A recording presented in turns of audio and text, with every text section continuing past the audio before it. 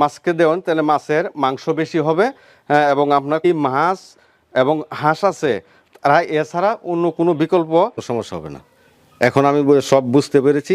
ইউটিউবে আসলে যা দেখায়, মাদারও আছে আপনার 100 বুল আছে, প্রতিটার মধ্যে 150 পিস করে 3 পিস সারাদিন চলবে, আর এইগুলি অটোমেটিক ডিম দিতে থাকবে। এলাকায় আমরা এই মুহূর্তে আছি একটি বাণিজ্যিক বিটল প্রকার প্রজেক্ট। মৎস্য চাষি পাশাপাশি বিভিন্ন প্রকার মুরগি পালন করেন, তিনটে কোনোটাতে লাভ করা সম্ভব না।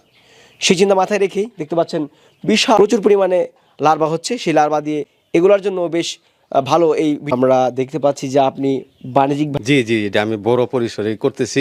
পোকা, বিদেশি পোকা, আচ্ছা, পুকুর আছে, হ্যাঁ, বিকল্প খাবার হিসাবে আমরা দেখতে পাচ্ছি প্রতিটি বোলের আমার হাঁস মুরগ সব আছে, এগুলোর খাবার দিলাম, আমি দিয়েছি। মুরগিকে দেওয়ার প্রক্রিয়াটা হ্যাঁ, দুইভাবে আমি জীবিত অবস্থায় দিই। ওরা জীবারের দাম যেই বাড়তি উদ্যম প্রয়োজন হয় না। পিট আপনি অল্প পোকা, হ্যাঁ, আর হাঁসের বেলা 100%, মাছ আর হাঁসের জন্যই 100%।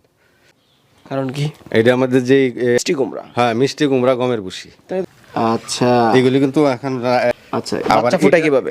বাচ্চা এই আবার স্থানান্তর করব, অন্য একটা বলে দিয়ে দিব।